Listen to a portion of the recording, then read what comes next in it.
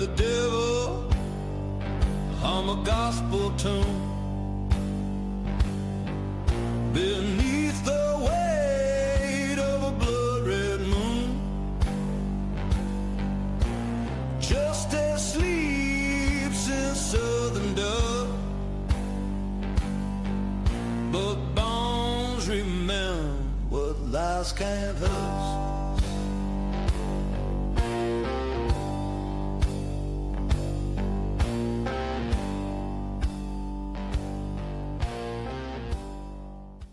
Welcome back to Make It Make Sense, Alabama.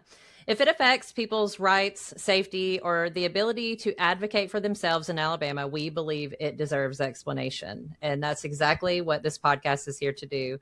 My name is Neeli Faulkner. I'm here with my partner, Whitney Scapecchi. And our podcast is focused on accountability, justice, and vivid understanding across the state. Each episode breaks down complex issues in plain language using public records, personal interviews, and verified information. So today we actually have a special guest. With us today is Elijah Davidson. He is a candidate for Alabama House District 95.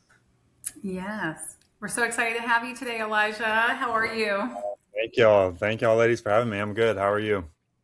Great. I want to go into a little bit about your background here so viewers can see what all that you've been up to. You attended Gulf Shores High School. You served as president of your school's Turning Point USA chapter, growing it from a small group into one of the largest chapters in the country at that time. After graduating, Elijah worked for several national political figures, including former Speaker of the House, Newt Gingrich. His platform focuses on tax relief, government accountability, environmental conservation, support for families and children, and policies aimed at first-time home buyers. Love to see a fresh, young, new face out there campaigning. So, yes, ma'am. Yeah, we would love to sit down and just chat with you about what you got going on. So, Neeli, do you want to go ahead and kick off the questions? Yeah. So first of all, thank you, Elijah, for joining us. And for those that don't know you, I know I personally didn't know you until Whitney reached out to me. I have seen your signs, though. So if you would just tell us a little bit about your background to voters who are just now learning your name. Yeah, so I was born and raised right here in South Baldwin County. I've lived on the water my whole life. So I grew up seeing the natural environment that makes Baldwin County so special and so rich. And I, as Miss Whitney said, went to Gulf Shores High School. And I had never really thought about political involvement before I went to Gulf Shores High School. I was raised in your standard conservative Republican family. I remember very vividly the Obama years, so I understood how important politics was because I saw the negative effects of it, not so much the positive effects of it. But when I went to Gulf Shores, I was coming from a small Christian school where my entire grade was 20 people. And I went into public school where my entire grade was 300 people. And I was looking to find friends. And I heard that they had a very small Turning Point USA chapter on campus. So I was like, well, I like talking politics. I talked about it with my dad. I mean, maybe that's a way I can make friends. I didn't have a lot of social skills, but that was one thing that I could talk with confidence in. So I joined in October of 2020 at the height of the 2020 election. I was that kid in school that wore like a Trump hoodie into class. And I went to the first meeting and there was about 8 or 9 people there and the president was just really boring. And if you know me, you know that I'm very action oriented and I'm not afraid to call people out, which we'll get to when we talk about my campaign. But I, at the next meeting, ran for chapter president. And I was overflowing with ideas of how to grow it. And I was just really passionate about getting other students involved because politics was really important. And we were in a really heated time with COVID and the Trump versus Biden election. And I won 5-4. So it was a nail biter. And within a few months, I think the next semester, we were not just one of the largest, we were the largest chapter in America. I take issue with one thing in my bio. I'm pretty proud that we were the biggest. We were pushing 200 members. And through that, it opened up, like I had no idea walking in, the sponsor's name is Coach Boyd. I talk about him a lot. I had no idea walking into Coach Boyd's art room would lead to getting to go train with Charlie Kirk in grassroots political activism. I got to go to all their conferences and I got VIP passes. I got to meet all the cool people that they had speaking. And through Turning Point, I really I went down the political rabbit hole, I guess is the best way to put it. I started door knocking for political campaigns, Senate, gubernatorial campaigns, Alabama, Georgia, wasn't just in South Baldwin County, presidential campaigns. And through a connection at Turning Point, I started working for former Speaker of the House, Newt Gingrich, while I was in college. And that was just super cool because it was at the height of the 2024 election. And I really got the political bug. I was like, okay, I'm meeting all these cool people. I'm involved in decisions that are affecting people beyond just my life. And at the same time that I was doing all those things, I was still a relatively normal college student. I was involved in student organizations, mainly the Catholic Student Association at the University of South Alabama, where I graduated. And I volunteered for a lot of charities, mainly women's crisis pregnancy centers. I don't know how familiar y'all are with that, but they help women in crisis pregnancies, and food pantries. And that really got me focused on other people. That really kind of showed me the practical side of politics, not just the podcasts and the meeting the cool people and going to fancy dinners. It showed that, like, okay, these people are living very hard lives, partly because of decisions they made, but partly because of decisions other people made on their behalf, whether they liked it or not. And I kind of came home. I always was kind of interested in politics, but I came home and told my parents that I want to run for office. And they were a little bit skeptical at first and kind of scared. And we've always, my entire family, I'm a 6th generation Baldwin County resident. I was, like I said, born and raised here. So I was aware of the good old boy style of politics that really has dominated this area and our state for way too long. As a public school student, I lived it because there are certain areas in this county, I won't name names, but they're very cliquey. And so my entire upbringing was just kind of this immersion in how other people, mainly politicians, how their decisions affect our lives. And like I said, I'm pretty action oriented and I have a hard time holding my tongue.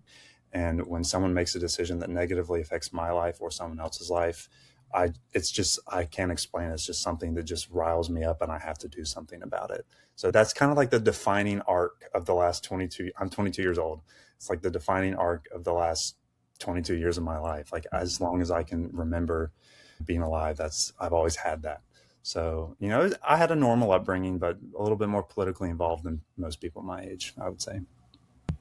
Yeah, probably so. But I mean, that kind of leads me into one of my next questions. Whitney and I, our backgrounds are very diverse, and Whitney and I fall right in the middle because we talk to people who are affected by these policies, but we also understand there's a need for policy. So it's impressive to me, at least, that you were able to recognize that and see it at such a young age. So what do you think people most misunderstand about your generation in politics? Well, I think there's two answers to that question, and they're kind of contradictory, but two things can be true at the same time. I think the idea that my generation, Gen Z, doesn't care about politics isn't necessarily true, even though they don't act based off of what they care about in politics. Because from my experience, whether I'm talking to one of my fratty friends in college or my cousin who's a bookworm, everybody in my generation that I've talked to at least understands the importance of politics. But the reason they don't do anything, which is why I think a lot of people outside of Gen Z think that we don't care, is because primarily in the South, we just feel like politics, like it's a closed off group. It's very hard to punch your way in. I'm learning that directly in this campaign. And there's this real sense of, the only way I know how to describe it is despair, that like they don't care about us. Nothing's ever going to change. I care about this issue, but what's the point in even wasting my energy on it? Because I can spend all this money, I can waste all this time, and the good old boy's still going to win. That really has been, because I had that view going into like when I got involved with Turning Point, because I was always very politically politically vocal even before I joined Turning Point. And I thought like, oh, people my age don't care. And what I learned was they do care. They just look at the system and they don't see a way in for them or someone that they believe in to address their concerns, because frankly, a lot of it is just so corrupt and so money focused.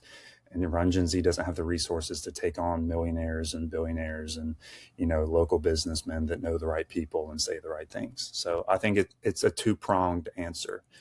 And that frustrates me, honestly.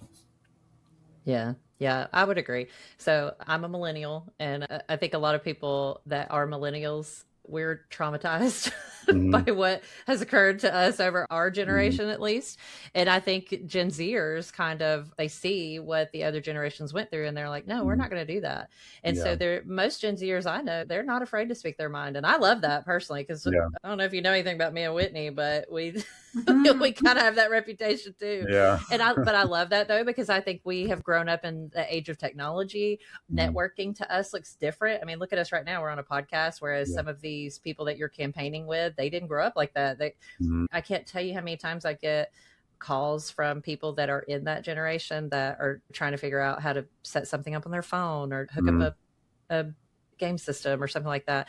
And our generations are different in that aspect. And it's important, I think, that when we're considering these policies, that we take those differences into consideration. So I love that you are so young and you're willing to step out there and put your name out there and do this. That's really admirable, to especially be so young. Let me ask you though, why did you run for this seat specifically and not something more like your city council or other type of board and commission? Why do you think District 95 rep is Yeah. where you're looking to be? Well, so I'll start with a story. So like I said, I volunteered with a lot of local Catholic charities in Mobile. I'm Roman Catholic, in case you can't tell by what I've said. And I'm really passionate about my faith. And I was in a food pantry over in Mobile. And it was kind of like, I started doing these things just because my friends were doing it. And I really grew to love it, going and talking with like normal people, not just college students or when I was at work. Like I worked for a law firm for a little bit. I thought I wanted to go into law. So it sounds kind of classist, but like I was like, I love talking to like normal blue collar working people because I'm not one of those right now. And they're smart, they're funny. So I would do it a lot. And one day, it was April of last year, I was working in the food pantry and a young woman came in and she was my age. She was 21 and I thought she was pretty. So I went up and I talked to her and she was pregnant. And like I said, I talk politics with everybody. So I was like talking politics with her and I was like, oh, like, is your husband around? Like whatever. And she's like, no, I got pregnant and I wasn't planning to. And I said, oh, well, it's admirable that you're doing the right thing. I'm pro-life. I don't know y'all's opinions on that, but I'm very, very pro-life. And I was just really impressed. And I just started, that's how we got into the politics conversation. And I said, well, you should get involved. There's a lot of pro-life groups for young women. She was actually going to a women's crisis pregnancy center that I had volunteered at because she couldn't afford medical care. But I think when she saw that I had volunteered to those areas, she kind of opened up a little bit. And she said, well, I'm not from Alabama originally. I don't know anybody. I was going to a university down or up. She was going to, I think, Alabama, somewhere in North Alabama. She wasn't originally going to college in Mobile. And she said, I made a mistake. I got pregnant without planning to. And my family wouldn't let me come home. They stopped funding my college experience and kicked me out, or she had to drop out because she couldn't afford it. And she drove down to Mobile because Walmart was hiring. She started working at Walmart, but when, y'all, I think both of y'all have kids, so y'all know how pregnancy is. Like you can't stand on your feet all day. And she had to quit that job and she started working 2 other jobs while living in her car. And that really made me mad. And I was like, if you're working 2 jobs, you should be able to afford a house. You should not be living in your car while also pregnant. Like I broke my heart. I just could not imagine what that was like because I'm fortunate enough. I've always had a roof over my head. I've always had clothes on my back and food in my stomach. And working at that food pantry, at those places, I saw 1 in 10 kids in Alabama on a daily basis struggle to feed themselves, struggle to clothe themselves. 1 in 10 kids in Alabama live in what's considered an abusive household. 1 in 10 kids live in extreme poverty. 1 in 5 live in poverty. And that really upset me because as a Christian, I'm called to look after the least of these. And I'm not saying city council and Baldwin County Commission isn't important, but in my experience, Gulf Shores High School, even with all the problems I have with them, is run very well, in my opinion. Or at least when I was there 4 years ago. I mean, I'm sure I don't know what it's like now. but it was run very well when I was there, other than like the leftist stuff that I fought back against. We can talk about that if y'all want to. But the issues that I really cared about were issues that are either addressed mainly on the federal level or on the state level. And I'm obviously not old enough to run for Congress, and I don't think anybody and everybody should run for Congress, because then you get someone like AOC who just does not deserve to be there and is frankly not cut out for being one of the most powerful people in the world, which is what you are if you're in Congress. So I was like, you know what, I'm going to run for State House, because while there is this narrative out there that most poor people are lazy, in my experience, that's not the case. Most of the people I came across in those charities that were reaching out to the poor, those people working 2, 3. I met a guy that was working 5 separate jobs to feed 2 kids after his wife left him, which is just ridiculous. And I'm like, well, the state government affects how much we pay in tax. It affects all kinds of stuff. And I want to be in the decision-making areas where policies are being made that affect those people's lives, because I could not stomach the fact that there was someone my age whose family had abandoned her. She was working 2 jobs. She was doing everything she possibly could do. She was doing the right thing. She accepted responsibility for her mistakes. And then she's doing what society tells her to do, work, take care of the baby. And she's still coming up short because she's paying a gas tax. She's paying income tax. She's paying all kinds of stuff to the government. And her wages aren't growing, which is partly affected by decisions made in Montgomery. So that was really why I decided to run for the state level race instead of like a local race, because the issues I cared about really weren't under the purview of local government. They were more affected by federal and state policy. That's absolutely understandable. So I know you're talking about taxes now, so this is going to segue really well into your priorities for your campaign. And what I've done is you've outlined, I guess I should say, several priorities for your campaign. And I want to walk through a couple of them. If you want to talk about something outside of these, that's totally fine. So speaking of taxes, you said cutting taxes is a priority for you, starting with the grocery tax. So explain to me how you think that would work in practice and how the state may replace that lost revenue. So I'm kind of a policy nerd. I got that from Newt Gingrich. And like for 6 months before I announced my run, I was just like going through different funding reports and like potential revenue replacements. I couldn't find an exact number, but if we got rid of the grocery tax completely, that would cost between around $300 million and $500 million a year. There's some low estimates say about $250 million a year. I couldn't find an exact estimate because the numbers coming out of the revenue department they fluctuate, and their reports aren't exactly consistent. But my thing is, you can replace that revenue by spending the money you raise from income taxes, from property taxes. So we have billions of dollars in surplus revenue in the state of Alabama that are for rainy days. Well, when a future mom is working 2 jobs, and in this economy, she can't afford a house, in my book, that's a rainy day. So spending the money you get instead of putting in all these reserve funds for politicians to control who gets it, when it's spent, how it's spent, is a really good replacement of revenue. I looked at the other day, we're finishing fiscal year 2025. The education trust fund has like a $1.6 billion surplus that's being added to the money that's already in reserve from the American Rescue Plan and from previous reserve fund years. The general trust fund is finishing with about a $500 million surplus, which is the high end of an estimate of getting rid of the grocery tax. So I would replace the funding for that specific promise with just spending the money you're raising in taxes. Other ideas that I've looked at are, I'm a young person, so my friends, they drink, they smoke. I'm a huge believer in sin taxes, not only because statistically they're proven to reduce harmful habits. And I know people are like, oh, big government. Well, I mean, you got to pay for it somehow. And I would rather everybody buys groceries. Not everybody buys alcohol. Not everybody buys cigarettes. We need to target policies that benefit everybody and replace that with very lucrative policies that do 2 good things at the same time, which is they just discourage addiction, whether it's to cigarettes or whatever, and they replace lost revenue. But I've got like a spreadsheet full of ideas on how to replace it. I mean, the state we spend $8 billion a year on state government employees, and that's not including benefits. And and like people say, oh, that we need those. We don't need 100 and I think it's 13,000 state employees in the state of Alabama. So I think there's a lot of different ways to look at through funding that specific promise. But just if you just look at the revenue or the surpluses being run in the education and general trust fund, the money's right there. Just spend the money to help people now instead of saving it for a rainy day. Mm-hmm. Basically, you're talking about the reallocation of funds that are already there to use it for things that are actually needed in the state. Yes, that is completely understandable. Yes, and I would agree with that as a voter.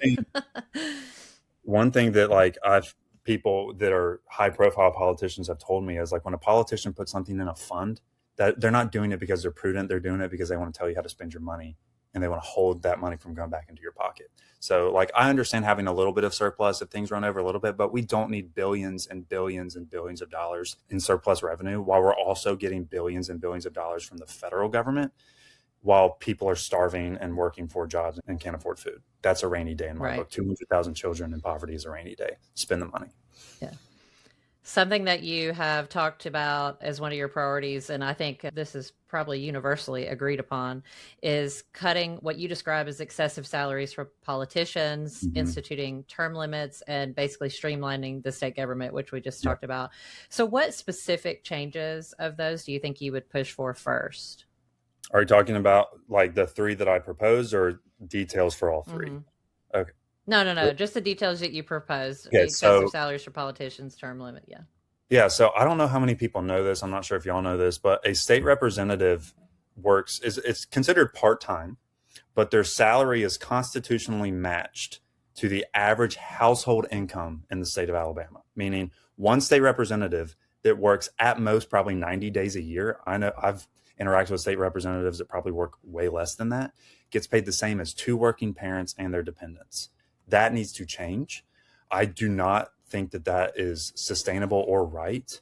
So one of the first things I would propose is a constitutional amendment, which would, and a lot of people don't like this issue, but I kind of like it, is pay politicians by billable hours. And the hourly rate is set by a referendum. So, state representatives, they're up in Montgomery. I think the legislative session days are Tuesdays and Thursdays. I'm sure y'all are aware of this. And they have a committee day on Wednesday. And then theoretically, they work in their district. I'm going to tell you right now, with certain ones I've interacted with, their district office is never open. So I'm going to throw this in here. I'm going to throw this in here while you're talking about it. And Whitney's going to really get a kick out of this. So I have attempted to reach my state rep several times, actually. I reached out in more than one way. And I said, hey, I want to talk to you about 2 things, about education funding. And I want to talk to you about legislation. It's a criminal justice legislation idea regarding the preservation of evidence in unsolved homicides. Okay. And so I said, hey, I want to talk to you about these things. Can you let me know a time that we could meet? I want to come meet you. He lives in my area. Okay. And I have not heard back. And I can't tell you how many times I reach out. And so if you're getting paid for this, if somebody contacts me, if I'm a business owner and I'm getting paid for something and they contact me and I don't get back with them ever, I don't get paid. Exactly. If I don't show up at a job, I don't get paid. If I call out of work for 3 months, guess what? I don't get paid. So this is honestly the title of our podcast, and I feel like I'm getting on a high horse here, but the title of our podcast is Make It Make Sense. This is one of those things that I need somebody to make it make sense. So I'm all on board with this. Yeah, me too. And also I'm upset that I haven't heard back from my rep. Yeah, their salaries aren't that $66,000 is up from $62,000. So they got a 7.5% pay increase automatically. That's way above the 4% average in Alabama. That's not including per diem and benefits. All these conservative Republicans talk about the founders a lot. Well, back in the founders' day, if you were a politician, you got paid per diem for travel to and from your home and where you were meeting in legislature. I kind of like that idea. So there are a lot of different ideas about how to pay politicians, but bottom line, they are getting paid way too much. They do not need benefits. They do not need per diem if they're getting paid $66,000 a year. If they're not getting paid, I have so many ideas. I can literally just give people 8 or 9 and they can just pick from the litter. But the bottom line is right now, they are getting paid way too much and they are doing next to no work when they're not in Montgomery, if any work at all.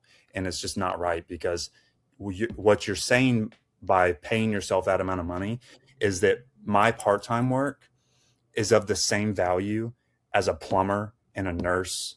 And that's just not true. It's not true. They are adding way more value to our communities than you are, and they deserve to get paid way more than you do. And it's just, I don't know if you can tell, but I get pretty animated about it, because it's so I do too, obviously. blatant.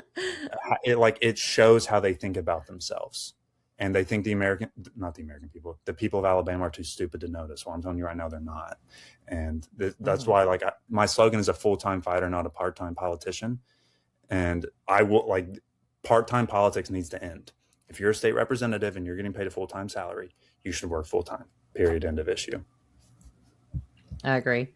Yeah. Let's talk about something else in your stated priorities, I guess I should say, are protecting watersheds and waterways from overdevelopment. And I think a lot of people kind of look at this, it's not really an environmental issue only. It's also the product of overdevelopment, which affects so many other things. So what authority do you think a state representative actually has in that area, and how would you use it? Okay, so a state legislature, it's in the title, you legislate. And I think, so I've actually talked with, I won't say their names because I haven't gotten permission, but I've talked to 4 local people who are very involved in various watershed organizations, and they've given me great ideas. I live on the water. I'm on Wolf Bay right now. I have seen firsthand the effects of a lack of enforcement. And I've had people reach out to me, conservative Republicans, like, this sounds a little bit liberal, environmentalism. I'm like, no, it's conservation. That's the first thing. That's the word I use, conservation. Because if our environment gets degraded, the tourism industry starts to collapse. In terms of what authority I would have to address this issue, well, number one, I think we need to stop funding state agencies like the Board of Cosmetology and Barbers, which the government should not be involved in, barber certification or anything, and give it to ADEM. So ADEM is vastly underfunded compared to a lot of other agencies in the state that we really don't need. And I have a full list. I posted some of them on my Facebook account. If people are interested in details, I post a lot of details on my Facebook account. And give ADEM the resources they need to inspect these development sites. So, because I don't think it's a lack of regulation. I think the regulation is there to prevent this.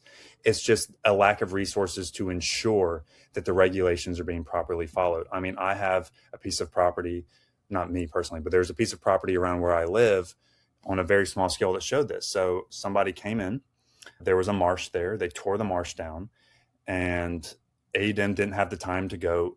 And they did that because they wanted to build what they were building.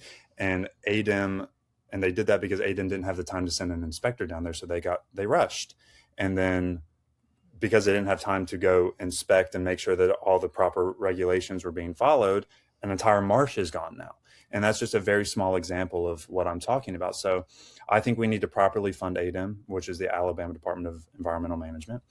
We need people because with all these construction sites, I mean, y'all live in South Baldwin County, y'all see it every day. Like, there's a ton of construction sites. And I think ADEM has one inspector for the entire Baldwin County area. If I'm not, maybe 2, but I know it's at most 2.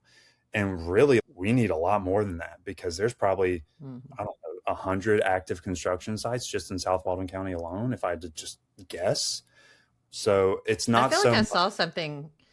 I'm sorry to interrupt you, Elijah, but I feel like I saw something recently that Baldwin County was like one of the top growing counties in the U.S., I believe. Yeah, I know it was definitely Alabama, but I think it was the U.S. And so, there's always construction going on. If that's the case, why don't we have more?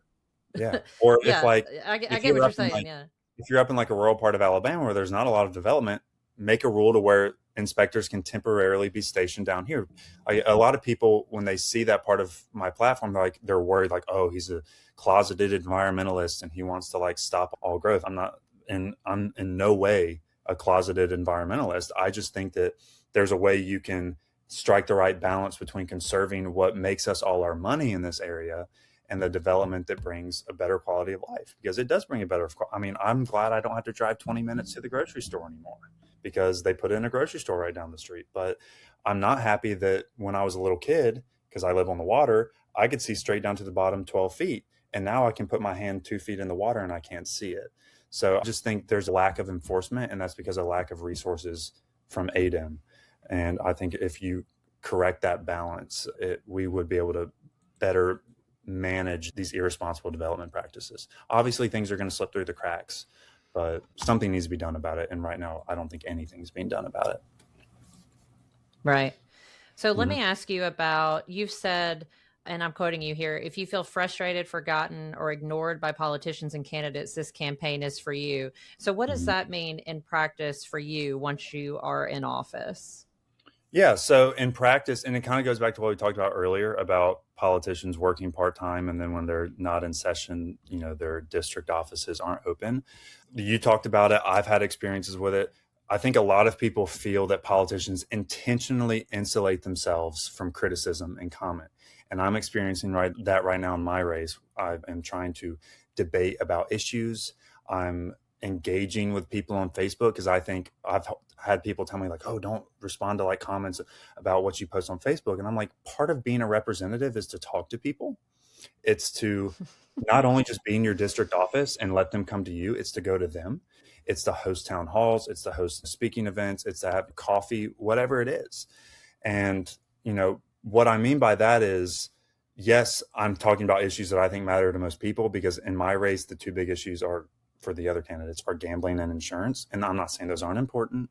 But what I'm saying is, on a day-to-day level, those don't really affect people's lives in a tangible way. So part of what I meant by that, it's a two-part answer, is number one, I'm focused on what you care about the receipt you read in the grocery store and you get that pit in your stomach, or making your paycheck last till the next paycheck. Yeah, I'm focused on issues that you care about. If you're a young person, my generation is statistically likely that either me or my fellow Gen Z peer will not own a home until we're 50. I'm talking about that. But the other part of it is, I will be available. When I'm not in Montgomery, I will be in my district office during weekday business hours, unless I'm sick or whatever. I will have my personal telephone number. I have it on all my campaign cards. It's on my website. It's going to be on my literature. I have my personal phone number that I've had since I was 16 on there. You can call me. People are already doing it. I cannot tell you how many phone calls I've gotten since I started this campaign. So that's the other part of it. And I kind of redid my website the other day and condensed my platform into 4 points, which is affordability, which we've talked about, accountability, which we've talked about. And the other word I used is accessibility. Politicians, or I hate using that word because I don't want to be a politician. Representatives need to be accessible. People need to know where you are and when. They need to know how to reach you. They need to know if you send them an email or you go by their office, they're going to respond to that email or be in that office at a set given time. Because that's the only way politicians don't enter that good old boy frame of thinking, like, oh, I'm just going to go to Montgomery and fight for the people and then come down here and not talk to the very people they claim to fight for. So it's mainly that promise of availability. If I'm your state representative, you're going to have every possible opportunity to come talk to me. I mean, my address is on my campaign signs, and I've had some people come not to talk to me, but to do other stuff. But I'm accessible if I'm not anything else. So that's mainly what I meant by that. Yeah. Let's talk about your views. I know you're more of Christian conservative views. Are there any issues where you feel like your views differ from your party's leadership? So on the gambling issue, I am not in favor of it. I think it destroys families. As a young man, I have seen it destroy the finances of some of my friends, because gambling particularly hits young men the hardest, especially online gambling. But in terms of how I would approach the issue, I think it's very antithetical to what a lot of establishment Republicans in Montgomery would take. So when people ask me, I tell them, if the state legislature was asked to decide the gambling issue, I would vote no. I'm not in favor of it. I think it's a slippery slope. And, I understand the arguments about people going to Mississippi and Georgia and all those other states, but I just think it's a slippery slope. But the way I differ is, I think it should go to a referendum. And I was talking to a lady the other day about this, and she did not like it. She was like, no, politicians need to decide this.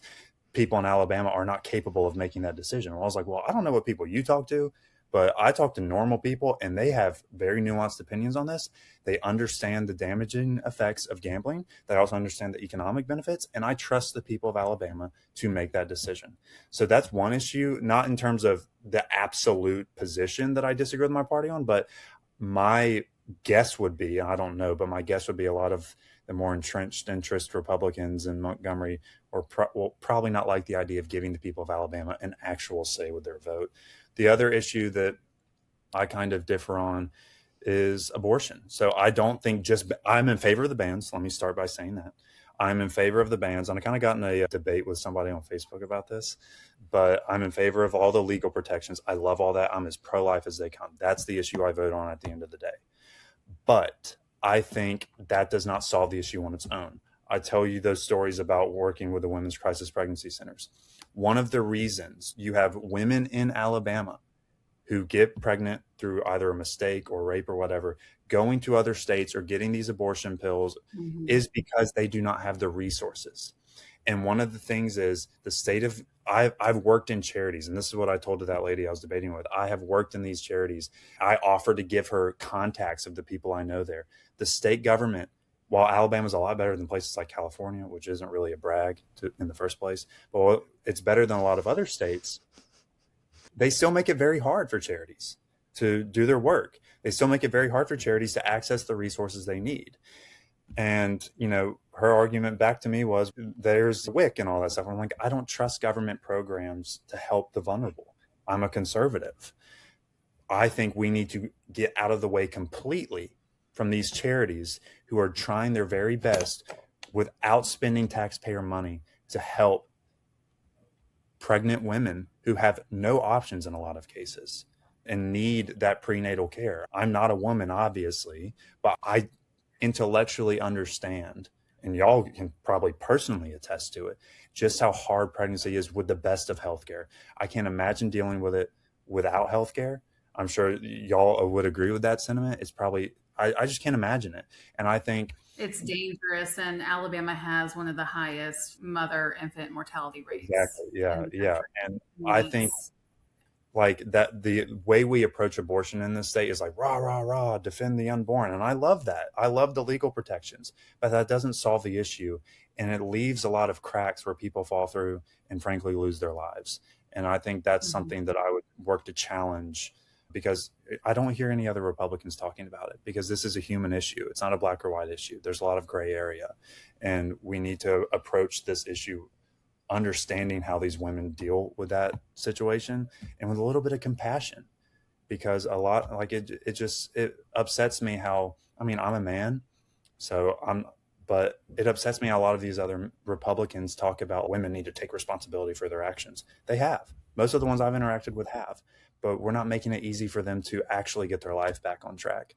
And those are the two issues that pop up in my mind when you ask that question, because I think we need to take a little bit more of a nuanced approach and also give the people of Alabama a direct say in terms of the gambling issue, which I know establishment politicians don't like.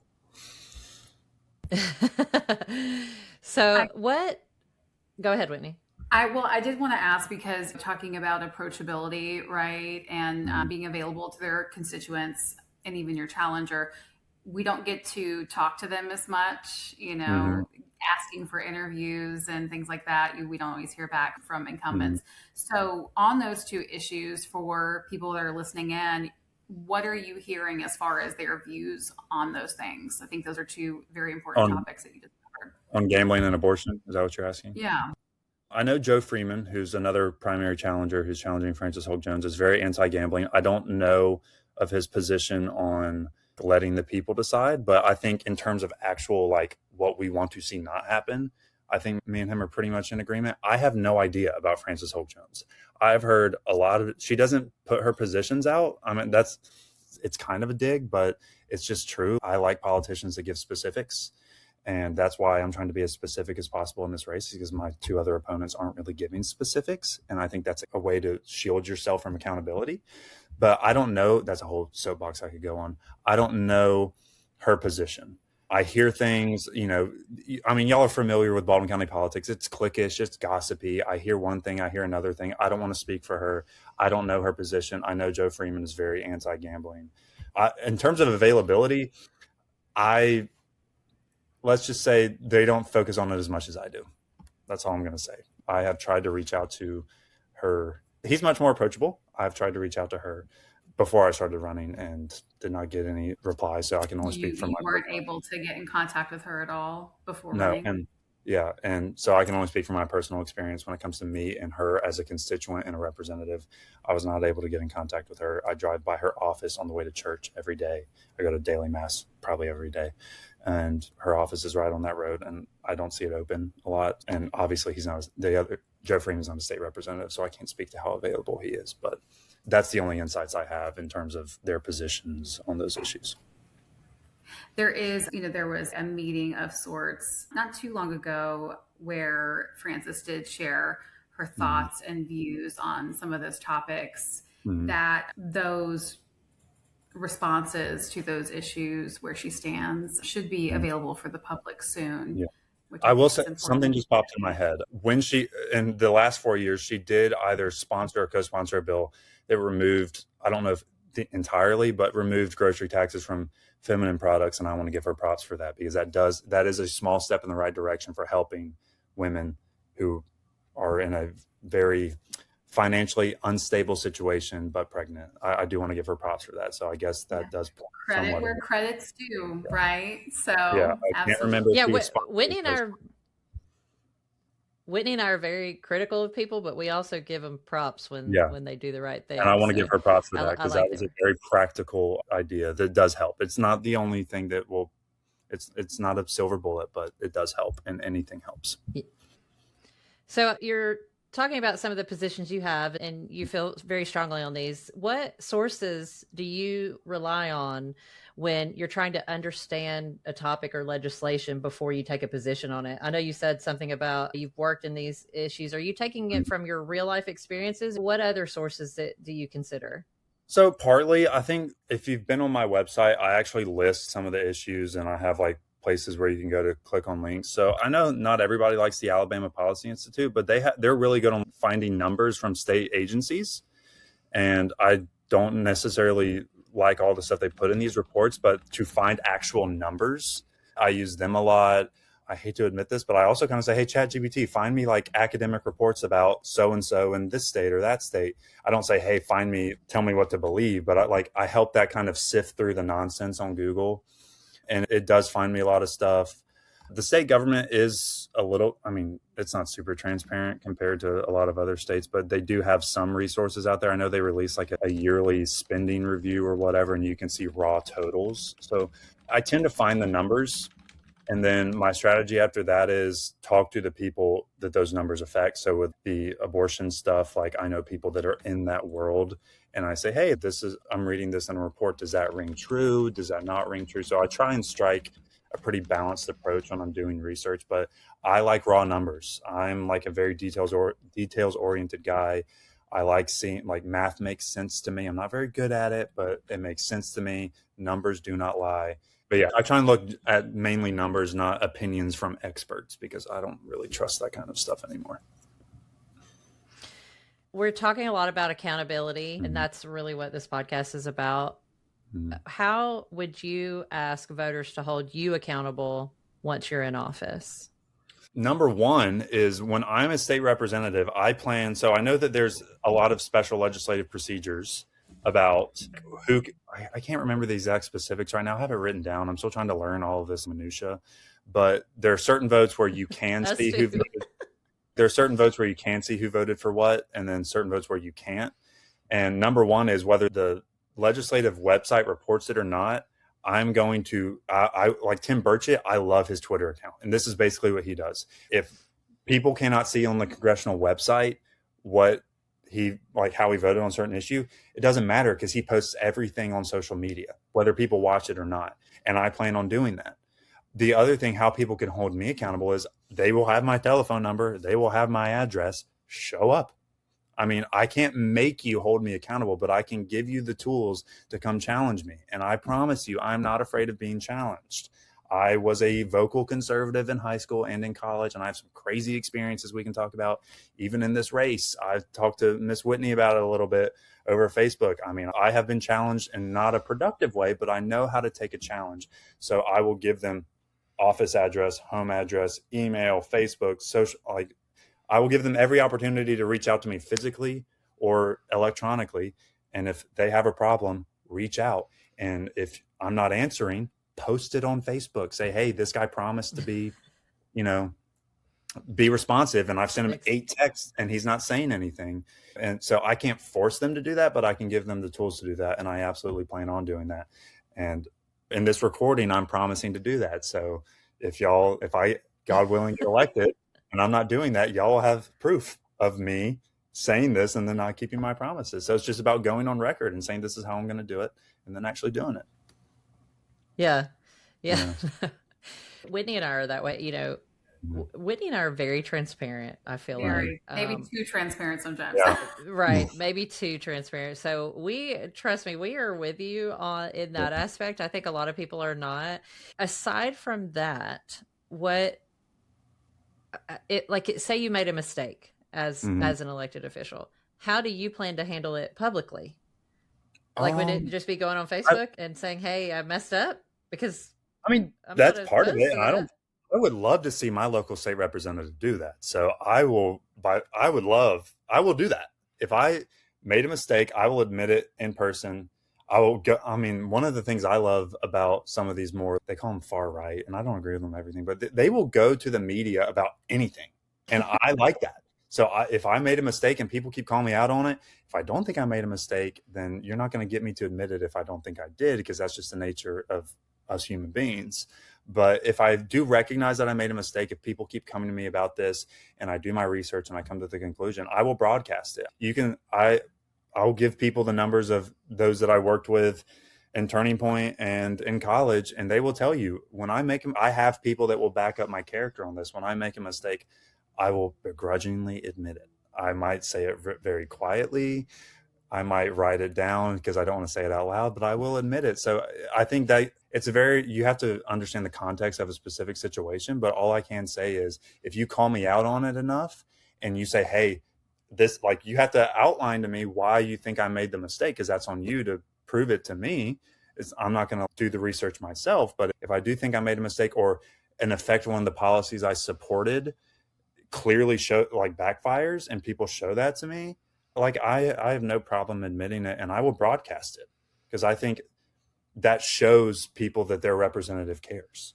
When I've never been one of these people that's afraid of admitting when I make a mistake. I don't think I make a lot of them, and that's probably hubris on my part, and I probably need to go confess that. But again, it goes back to the transparency issue. You have my address, you have my phone number. Call it out. Alabama's a single, I can't remember the technical term, but it's like a one-party state. You can record me without me giving you permission, and record me. It's that simple. Oh, we know. We know for sure. We have the tools. I want to give constituents the opportunity to use the tools that they have, because they have tools. Voters have a lot of power. It's just they don't think they matter, and they have to use them. So I want to give them the opportunity to use them. Yeah. Awesome. What do you think is going to be the most challenging aspect for you? So I've already come across this. So my big thing, if you look on my website, you'll see good old boy politics a lot, that phrase. It ticks me off. And that's me being reserved in terms of my language by this whole good old boy style of politics.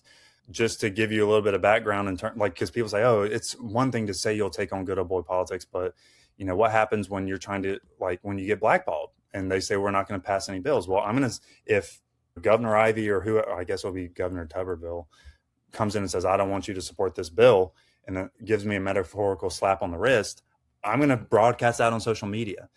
The point of being a state representative is to speak for people. And I am not afraid to take on entrenched interests. I've told Miss Whitney about this already in this campaign. I've been in this campaign for about a month. I announced January 5th. I've had about 20 signs stolen. I've had people drive down my street and yell at me. I've been threatened in a Publix parking lot. I am not afraid of confrontation. I know Me how to neither. handle confrontation. I exercise my Second Amendment right. I take kickboxing once a week. I know how to defend myself. When I was in high school, I had food thrown at me. I was spit on. In college, I had people threaten my safety. I had my tires slashed. I mean, I have been in that world where people who do not like what I say, who are threatened by me, threaten violence towards me. And all I can point to in regards to that question is my record. I have proven that I'm not afraid of stuff like that. I'm not afraid of calling out powerful people. I'm not afraid of mobilizing people that agree with me to help make a point. In Gulf Shores, there was an all-student bathroom. And you can read about this for yourself, or an all-gender bathroom, not an all-student bathroom. And I organized a sit-in where we would all use the bathroom. So the one, I think it was a guy pretending to be a girl or whatever, couldn't. And that's kind of bullying, but it got the point across. Like, you have to be willing to stand up to people that threaten you. And I just point back to my record. My record proves that I know how to handle this stuff. I know how to defend myself. And if someone, like, full disclaimer, if I'm elected state representative and I propose a bill you don't like, Speaker of the House, whoever, majority leader, chair of a committee, governor, and y'all want to pull me in a room and tell me y'all don't like what I'm doing, I'm going to tell people on Twitter or on Facebook or on Instagram about it. And if you want to throw money at me to primary me or whatever, that's fine. But I'm not running for state representative because I want to just hold a political office. I'm running for state representative because I want to actually do something with the job. And I just can point to my record is all I can really say, is that I have a proven record of standing up to this kind of stuff and not changing my tune just because I'm scared. Because it's scary sometimes when someone comes up and threatens you in a public parking lot. It's kind of scary, but I carry a gun and I know how to defend myself, and I believe that God holds me in his hands. So that's all I can really say. That's right. What would you say, and this was really the last question I had, but if you have other stuff you want to go into, we have a few more minutes left. What would you say to voters who are skeptical of younger candidates like yourself? What I would say is, what kind of experience do you think someone needs? We've had for decade after decade after decade in Alabama, experienced people who were accountants and business leaders and whatever resume you have running our state. And what have they done with it? 200,000 kids are in poverty. A pregnant 21-year-old working 2 jobs can't afford a house. They're experienced. They're endorsed by the right people. They're backed by the right people. But what have they actually done? Have they experienced what it's like going to a public school recently? Have they experienced what it's like to be a young person buying a home? I have the experience. I might be 22 years old, but I have the experiences that I think are necessary to address the problems facing Alabama. And you might think I'm too young. That's fine. You're entitled to your opinion. If you think I'm too young, change the law. The law says if you're 21 years old and you're a resident of your district, you can run. I'm running. A lot of people are like, oh, young people, they're not going to vote for you because you're too young. I don't think that. Every person I've talked to, other than the people who are trying to scare me out of this race, have said we need young people. We need someone in the state legislature that knows what it's like to be a public school student in the 21st century. The best way to understand a problem is to live it. And I'm currently living the problems that I want to address. I had a job lined up in DC. Yeah, I had a job lined up in DC. I say it on my website, running for state representative at 22 years old was not in my 5-year plan. It wasn't. But I decided to do this because I was ticked off that my friends were moving from a state that they would happily build a family in because there's not enough opportunity here, because wages don't grow fast enough here, because housing is just too expensive. So I might not have business experience. I might not know what it's like to be a successful financial advisor. I might not know what it's like to run an insurance agency. I might not know what it's like to be a cop, but I know what it's like to be a normal citizen in Alabama that works for their money, that has that pit in their stomach when they go to the grocery store, that is bummed out when they can't go to the movie or go out for a drink with their friend because they're running low on money and they don't have enough to last until the next paycheck. I have the experiences that most normal people have. And I'm putting my professional and my personal life on hold because I want to speak for those people, not for the people that bankroll my campaign. That's all I can say to people that, question my youth is I'm living the problems I want to address. And that's the best way to know how to address them. Awesome. I do have a few questions Okay. that I'd like to ask that will Good. go sort of away from policy and position and politics for you. But I think it's important you talk about the Good Old Boy Network. Anyone who follows Mhm. my work knows, I mean, Mhm. it's an issue close to my heart. Yeah. I would love to ask, I do talk to different candidates in different races right now Mhm. across the state. So I would be curious to know, have you been advised by any political consultants, PACs, or party operatives so far? So Has anyone?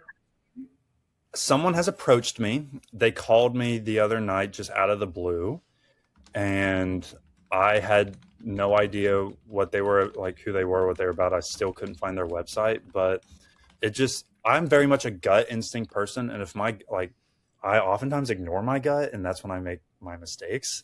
But I've learned in this campaign to just trust my gut. And he was trying to set up a Zoom meeting with me yesterday, and I just sent him an email and said, look, I'm not interested. Number one, because even if I did want to accept y'all's services, I'm spending the little money I had saved up for a house on this campaign, and I don't have the money to pay y'all 20 grand to run my campaign. Number one. And Number I'm two, replacing the signs that you guys are yeah, probably stealing out of yeah. people's yards And as well. number two, if I can look at y'all's website and still not know anything about y'all, what does that say about you? It says you're trying to hide something. So I don't want, so I've been approached by one person. I've had a lot of informal advice from like local power players. I don't know if it was good advice. I've been approached by a lot of people, mainly in a negative capacity. I have people calling me on my phone all the time that just say drop out. So I've and then hang up. I've gotten a lot of advice, none of it, hardly any of it good. But in terms of like I'm official sorry. PACs, yeah, in terms of like official PACs or what, well, you gave me some good advice at the think tank meeting, Miss Whitney. So I shouldn't say it's all bad, but most of Good. it's informal. The one official outreach that I've had, I just didn't trust them. Your intuition just wasn't feeling good about Yeah, it. The like there vibes was were off, something. right? Yeah, there was something wrong there, and they were from Las Vegas too. Like the firm was based in Las Vegas, so I had a feeling I wanted to be the gambling candidate, and I was like, I'm not being that candidate. So, Oh, uh, yeah, goodness. so that's the only official outreach I've ever had in this race. Going into accountability and again, corruption, what do you Mhm. believe is the biggest unchecked abuse of power in Alabama state government right now? I'm going to sound like a broken record, but You're fine. I think it all goes back to the fact that they have created a system where they are immune where they're immune from accountability. You're talking about accountability. They have insulated themselves. So I think the fact they know that if they vote for this bill, they can just raise enough money and just hope that the people of Alabama won't notice. And I think it's like only 6% of people vote in party primaries, and that's where all of our elections are decided. I know that's probably not the most specific answer you were looking for, but I do think it's like a much broader issue that It's a big, affects all these like very specific issues, because if they know that they're not going to be held accountable, if they know that all they need is a lot of money from some big businessman or some gigantic insurance pack or whatever, then they don't really have to worry about how they vote. They don't have to worry about how much they pay themselves. They don't have to worry about what state agencies like DHR are doing to kids. Like, they don't have to worry about any of that because they know they're insulated. So I think the biggest thing would be figure out how to make sure they're not insulated. Give the people of Alabama a direct role. There was some state representative that proposed like a citizen initiative where citizens can directly start referendums. I love that. I think that's what we need, because it takes all the power away from politicians. And honestly, I think it strikes the fear of God in them. And that's exactly what they need. So I look at that stuff from like a 30,000. I know y'all are very much like investigative journalists, and I've read your work, Miss Whitney. It's great. Like, I know y'all Neeli are focused. is good too. Yeah, I haven't read Miss Neely's yet, so I'm sure it's great too, Miss Neely. But Just kidding. I'm just kidding. but like, I look at it from a very 30,000 foot view, because it's the structures that are allowing this, and these structures were created by politicians, and they're not going to be torn down by politicians. They need to be torn down by we the people. And that sounds corny. Amen. Amen. Yeah. So I think it's very much, it's gonna happen from the outside in, not the inside out. We just need canaries in the coal mine warning these politicians it's coming. And that's what I want to do, because then maybe they'll make smarter decisions. I think they're getting the message. I think it's getting louder and louder. Yeah. We Well, I guess I'm upsetting somebody. So, I mean, Right. I don't know. We are coming to a close. Elijah, this has been such a wonderful interview with you. Thank you so much for coming on. Yeah. I think whenever I saw you, I think I told you there at the think tank, I'm like, this is like such a breath of fresh air. You were not the only younger face out there that day speaking to potential constituents of yours. Yeah. And I think that this is what we need. So please do not, my advice to you at this point, knowing like what has happened to you, threats, praying over you and your safety. Stay steadfast in your beliefs and your values. Keep fighting the good fight. And no matter what happens in this election, no matter what happens, I hope that we continue to see you on the campaign trail. You will. Not your elected seat, right? Yeah, so you will. Whether I win or lose, I told the one guy that came up and threatened me, I was like, I ain't going away, so just get used to it. Like, that's what I tell them. I'm with the school system. I'm like, my oldest is not even in school yet. Y'all are going to see me a long time. Yeah. We would like to let viewers know that you can learn more about Elijah through his website at davidsonfordistrict95.com. And Elijah, what is the best way to reach you if someone wants to help out during your campaign? So there's two ways you can reach out to me. Number one is through my phone number. It's 251-504-3831. The other thing is Facebook. I had never worked Facebook before this campaign, but I'm getting used to it now.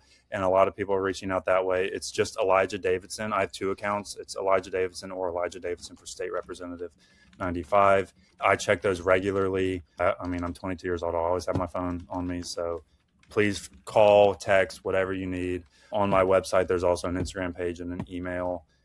There are tons of different ways to reach out to me. Use any of them, but my phone and my Facebook account are the best way. That's when I'll see it the quickest.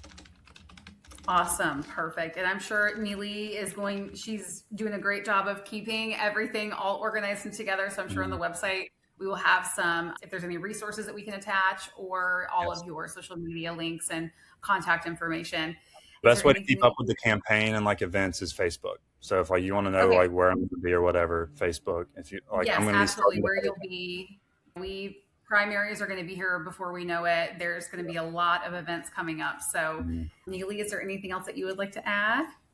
No, I just want to let you know, Elijah, that if you have any sources or resources that you want to include in this episode, and I've jotted down a couple of things, I'll get back with you about it. But if there's anything that you want to put out there, if you have a flyer or something like that, send it to me. I'll send you the email and we'll attach it to this episode so that people can see it. But anything else like that, is there anything else that you want to add that you want people to know? Something viral and clip worthy?